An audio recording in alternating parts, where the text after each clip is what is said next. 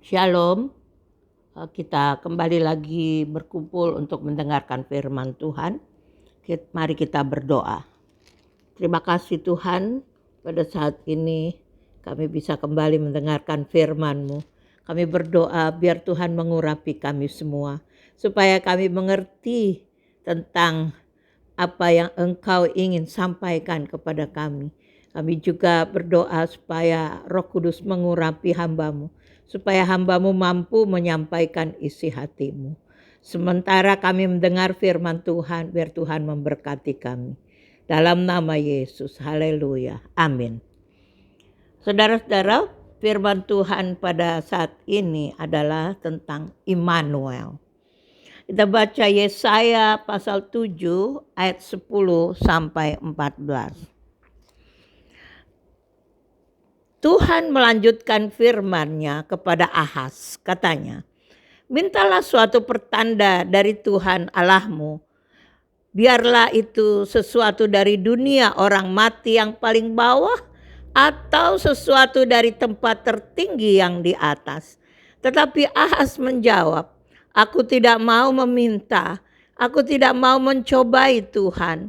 Lalu berkatalah Nabi Yesaya, baiklah, dengarkan hai keluarga Daud, belum cukupkah kamu melelahkan orang sehingga kamu melelahkan Allahku juga? Sebab itu Tuhan sendirilah yang akan memberikan kepadamu suatu pertanda. Sesungguhnya seorang perempuan muda mengandung dan akan melahirkan seorang anak laki-laki, dan ia akan menamakan dia Immanuel. Amin. Saudaraku, pada masa-masa ini adalah masa-masa Natal, dan kita lihat arti Immanuel adalah Allah beserta kita, kehadiran Tuhan di tengah-tengah kita. Nabi bernubuat, seorang nabi bernubuat untuk masa saat itu dan masa yang akan datang. Waktu itu Raja Ahaz, yaitu Raja Yehuda, karena Israel terbagi dua, Yehuda dan Israel. Yehuda ini keturunan Daud. Raja Ahaz dalam keadaan takut karena terancam oleh Raja Aram dan Raja Israel yang bersatu, kedua raja ini bersatu untuk menghancurkan Raja Yehuda, kerajaan Yehuda. Dan Nabi Yesaya bernubuat bahwa Allah akan menyertai, tetapi Ahaz masih ragu-ragu. Dan kemudian Allah berfirman, Allah memberikan tanda, yaitu bahwa seorang perempuan muda akan melahirkan anak laki-laki dan diberi nama Immanuel, yang artinya Allah beserta dengan kita. Saudaraku, Allah ingin menunjukkan bahwa Allah tidak pernah meninggalkan kita. Kita baca dulu ayat 10, 11, 12. Tuhan melanjutkan firman-Nya kepada Ahaz, katanya, mintalah suatu pertanda dari Tuhan Allahmu. Biarlah itu suatu dari dunia orang mati yang paling bawah atau sesuatu dari tempat tertinggi yang di atas. Tetapi Ahaz menjawab, aku tidak mau meminta, aku tidak mau mencobai Tuhan. Lalu berkatalah Nabi Yesaya, baiklah, dengarkan hai keluarga Daud, belum cukupkah kamu melelahkan orang sehingga kamu melelahkan Allahku juga?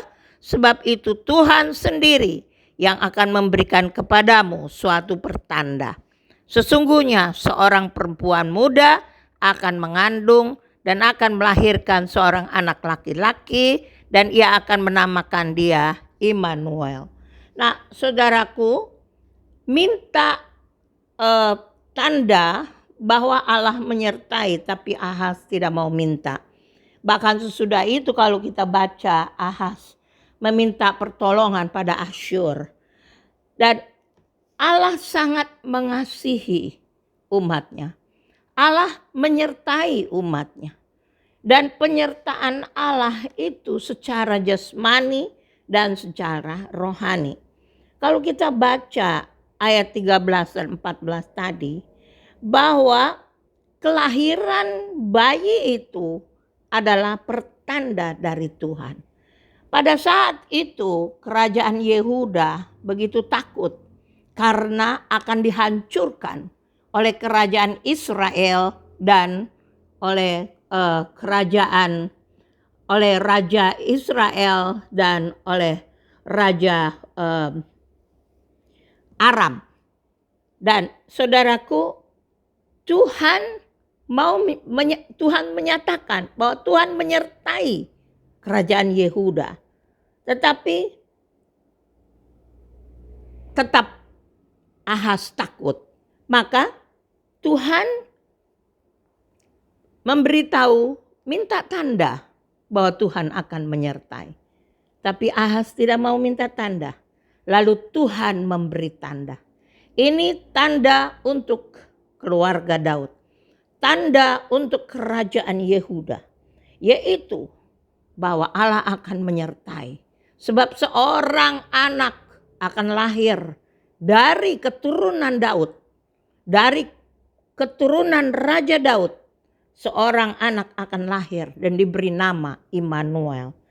Dan kelahiran bayi itu adalah pertanda dari Tuhan. Lalu juga bahwa kelahiran dari bayi itu adalah tanda bahwa Tuhan tidak pernah meninggalkan umatnya. Adalah tanda bahwa Tuhan, apa yang Tuhan janjikan itu akan terjadi. Saudaraku, pada waktu Adam dan Hawa jatuh dalam dosa, Allah berjanji. Allah mengucapkan janji, dan ini kembali waktu Yesaya menyampaikan ini. Ini adalah mengingatkan kembali janji Allah. Ini tandanya bahwa janji Allah akan digenapi. Saudaraku, waktu manusia itu jatuh dalam dosa, Allah berkata, keturunan perempuan ini akan meremukkan kepalamu kepada ular yang adalah iblis, dan engkau akan meremukkan tumitnya. Saudaraku, dalam bahasa Indonesia dikatakan meremukkan. Tetapi kalau dalam bahasa Inggris itu bukan meremukkan, tapi engkau, iblis, akan menyerang tumitnya. Hanya menyerang. Saudaraku, dalam bahasa Inggris, he will crush your head and you will strike his feet. Engkau akan menghancurkan kepalanya, tetapi dia akan menghancurkan kepalamu, tetapi engkau akan menyerang tumitnya. Nah, saudaraku, janji ini kembali diperdengarkan. Immanuel, Tuhan beserta dengan umatnya. Bahwa ini tandanya rencana Tuhan bagi manusia yang diucapkannya akan dinyatakan. Ini adalah tanda bahwa keselamatan dari Tuhan, karena manusia jatuh dalam dosa dan upah dosa adalah maut, dan bahwa manusia itu kehilangan kemuliaan Allah. Janji Tuhan bahwa keselamatan dari Tuhan itu akan dinyatakan. Itulah Immanuel, karena Allah mengingat kepada janjinya. Jadi pada waktu itu disampaikan. Kita baca dulu di dalam Yesaya pasal 11. Yesaya pasal 11 ayat 1 sampai 3a. Suatu tunas akan keluar dari tunggul Isai, dan taruk yang akan tumbuh dari pangkalnya akan berbuah. Roh Tuhan akan ada padanya, roh hikmat dan pengertian, roh nasihat dan keperkasaan, roh pengenalan dan takut akan Tuhan. Ya, kesenangannya ialah takut akan Tuhan. Inilah Immanuel itu. Ini adalah Yesus. Bahwa dikatakan bahwa suatu tunas akan keluar dari tunggul Isai. Tunas itu kalau di dalam bahasa Ibrani adalah choter, yang artinya juga adalah shoot, tunas yang keluar. Dan taruk ini adalah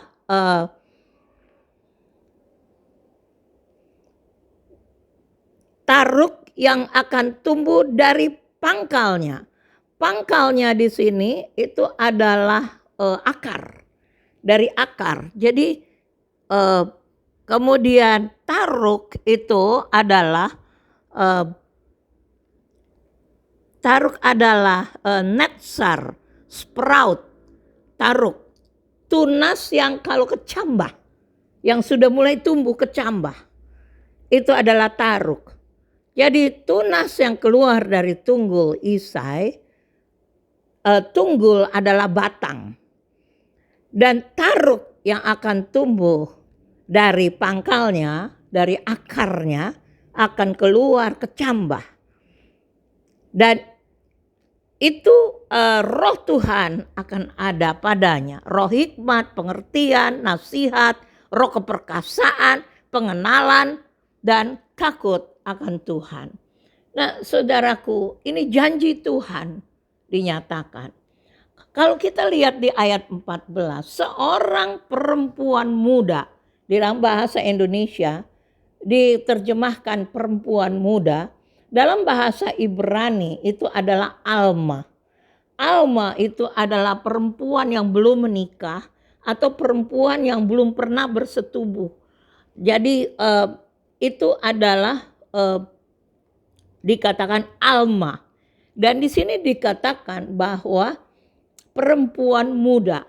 Saudaraku, kalau kita tahu kelahiran Yesus, kita sudah tahu kelahiran Yesus, kita sudah tahu. Tetapi ini disampaikan 700 tahun sebelum Yesus lahir.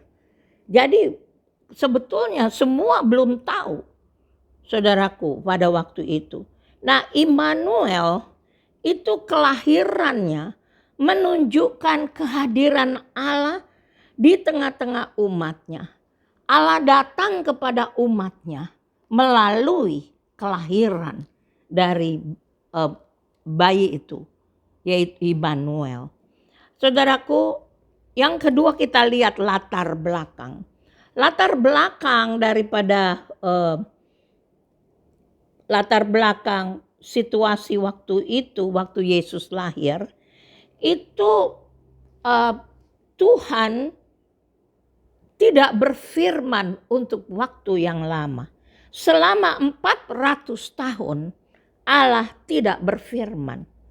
Ada 4 nabi besar yang menyampaikan firman Allah setiap kali. Yaitu Yehezkiel, Yesaya, Yeremia, Yehezkiel, Daniel. Lalu ada 12 nabi kecil, itu juga menyampaikan Allah bicara. Yang terakhir kita tahu di dalam Alkitab, Maleaki. Maleaki itu dia menyampaikan pada 430 sampai 420 sebelum Masehi. 400 tahun sebelum Yesus lahir. Jadi 400 tahun Allah tidak pernah berfirman lagi. Allah tidak menyatakan diri. Dan Israel, mereka menjadi takut. Takut Allah menghukum mereka karena penyembahan berhala. Dan akhirnya mereka menerapkan hukum Taurat itu secara jasmani. Sedemikian rupa sampai menjadi jerat buat mereka. Sehingga waktu Yesus datang, mereka tidak langsung percaya kepada Yesus. Karena mereka melakukannya secara jasmani semuanya. Nah, saudaraku, sejak Yesus lahir, maka Allah berfirman. Allah berfirman, menyampaikan firman kepada Maria. Allah menyampaikan firman kepada Yusuf. Allah menyampaikan firman kepada ketiga orang Majus, orang bijaksana. Allah menyampaikan firman terus sejak Yesus lahir. Nah, saudaraku, Allah bicara kepada kita sampai hari ini. Allah bicara kepada kita. Yang pertama, Allah bicara melalui firman-Nya. Kita baca di dalam 2 Timotius 3 ayat 16 dan 17. 2 Timotius 3 ayat 16 dan 17. Segala tulisan yang diilhamkan Allah memang bermanfaat untuk mengajar, untuk menyatakan kesalahan, untuk memperbaiki kelakuan, dan untuk mendidik orang dalam kebenaran. Dengan demikian, tiap-tiap manusia kepunyaan Allah diperlengkapi untuk setiap perbuatan baik.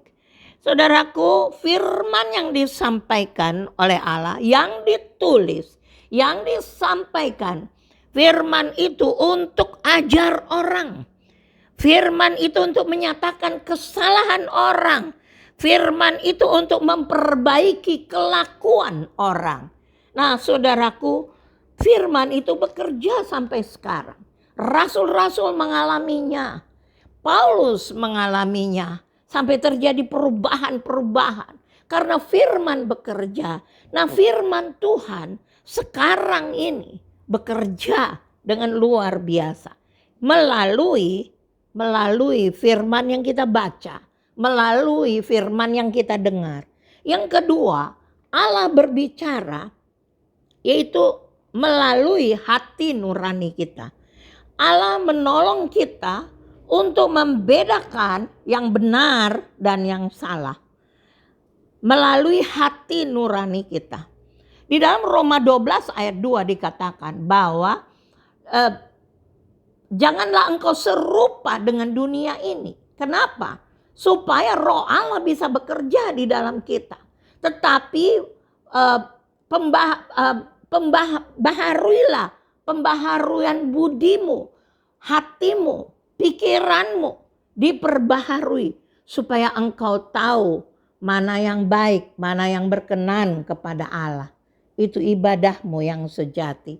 Nah, saudaraku, Roh Kudus menggunakan saluran hati nurani kita untuk berbicara kepada manusia itu sendiri. Jadi Allah bicara sampai hari ini. Ada dua cara, yaitu melalui firman dan melalui hati nurani manusia itu sendiri. Hati nurani itu adalah pikiran kita, perasaan kita, roh manusia itu. Coba kita lihat di dalam Amsal pasal 20. Amsal 20 ayat 27. Roh manusia adalah pelita Tuhan yang menyelidiki seluruh lubuk hatinya. Jadi yang menyelidiki, yang menguasai, yang mengontrol roh manusia itu adalah roh Tuhan. Yang adalah pelita Tuhan. Yang menyelidiki semuanya.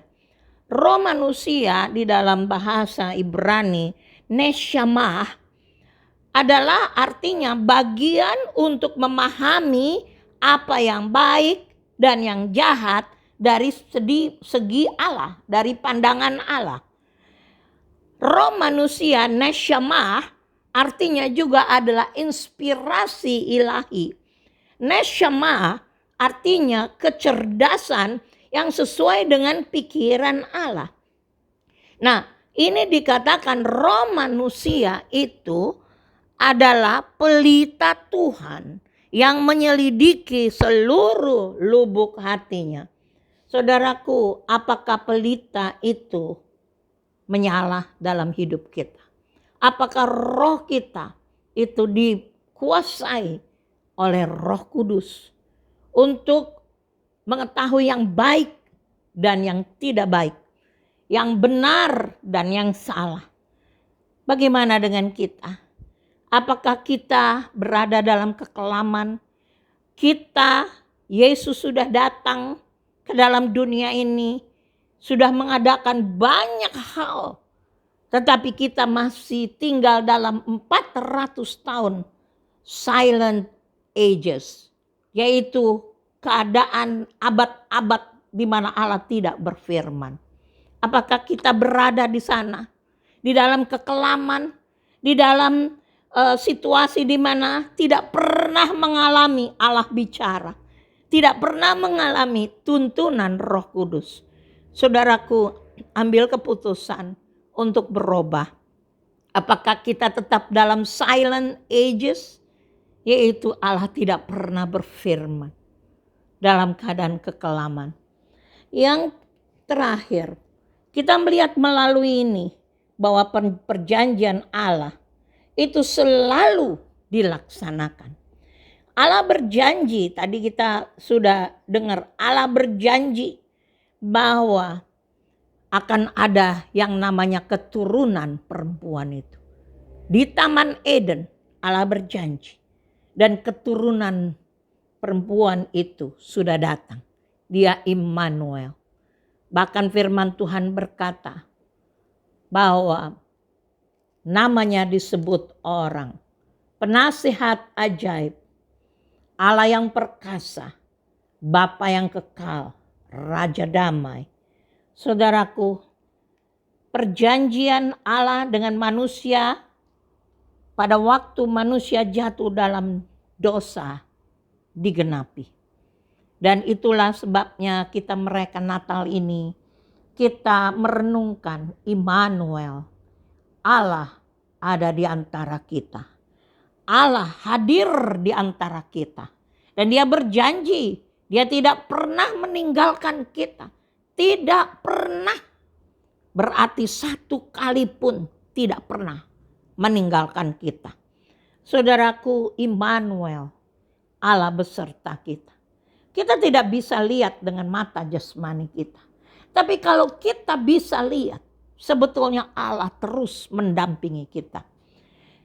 Saudaraku, kehadiran dari Allah, Immanuel, adalah janji Tuhan yang nyata terlaksana. Kita baca di dalam Yohanes 1 ayat 14. Firman itu telah menjadi manusia dan diam di antara kita. Dan kita telah melihat kemuliaannya, yaitu kemuliaan yang diberikan kepadanya sebagai anak tunggal Bapa, penuh kasih karunia dan kebenaran. Saudaraku, firman menjadi manusia. Yesus datang. Itu sebabnya bahkan dia sudah mati di kayu salib, menebus dosa kita, mengangkut semua dosa kita. Hukuman dosa telah ditanggung oleh dia. Dan kita yang percaya kepadanya, kita dibebaskan. Kita menerima hidup yang kekal. Saudaraku, firman itu menjadi manusia. Allah berjanji dan dia laksanakan. Allah tidak pernah tidak melaksanakan janjinya. Kalau dia berjanji, dia akan laksanakan. Apa yang tertulis di dalam Alkitab ini pasti akan terjadi. Karena kita baca sendiri 735 sebelum Masehi itu dinyatakan oleh Nabi Yesaya. Dan terjadilah Yesus lahir. Saudaraku, percayalah pada firman Allah. Rindukanlah firman Allah. Baca firman Allah. Sebab Allah bicara kepada kita. Sebab Allah yang menuntun hidup kita. Dia menuntun kita. Yesus berkata, domba-dombaku mendengar suaraku. Saudaraku, apakah kita mendengar suara Yesus? Apakah hati nurani kita, pelita itu bercahaya, menguasai atau gelap? kita melakukan apa yang kita mau. Kita tidak mau bertobat. Kita melakukan apa yang kita pikirkan. Sehingga Roh Kudus tidak bisa menguasai hati kita. Saudaraku, Immanuel, Allah beserta dengan kita. Dia tidak pernah tinggalkan kita. Amin. Mari kita berdoa. Tuhan, terima kasih untuk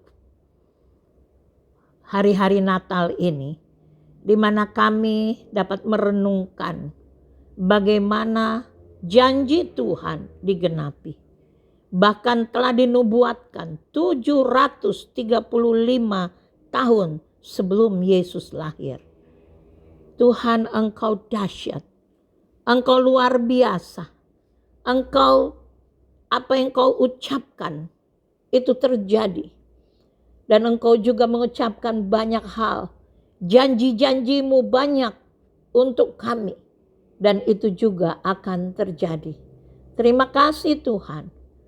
Kami serahkan hidup kami ke dalam tangan Tuhan. Biarlah hati kami ini dipenuhi oleh sinar kemuliaan Tuhan. Biar hati kami dituntun oleh Roh Kudus. Terima kasih Tuhan. Dan biar kami sungguh-sungguh di dalam hidup sehari-hari Allah nyata dalam hidup kami. Terima kasih Tuhan. Kami berdoa untuk semua dokter dan perawat. Biar Tuhan berikan imun sistem yang kuat. Berkati mereka. Kami berdoa untuk orang-orang yang sakit coronavirus. Tuhan sembuhkan mereka. Kami berdoa untuk orang-orang yang mengalami akibat daripada coronavirus pandemi ini Tuhan. Mereka yang mendapat PHK, Tuhan memberkati dan pelihara. Kami berdoa untuk orang yang mendapat gaji hanya separuh, Tuhan berkati dan pelihara. Kami berdoa untuk perusahaan-perusahaan yang jatuh karena pandemik ini. Kami berdoa Tuhan supaya Engkau memberkati mereka, pelihara mereka. Kami berdoa juga Tuhan untuk orang-orang yang dalam keadaan susah karena pandemik ini. Tuhan memberkati. Ekonomi Indonesia kami serahkan dalam tangan Tuhan. Berkati Indonesia Tuhan. Kami juga berdoa Tuhan untuk jemaat Tuhan supaya Tuhan menyertai semuanya. Terima kasih Tuhan. Kami serahkan seluruh hidup kami ke dalam tangan Tuhan yang kuat. Saudara-saudara yang dikasihi Tuhan, mari kita bangun berdiri dan terimalah berkat Tuhan. Tuhan memberkati engkau dan melindungi engkau. Tuhan menyinari engkau dengan wajah-Nya dan memberi engkau kasih karunia. Tuhan menghadapkan wajah-Nya kepadamu dan memberi engkau damai sejahtera.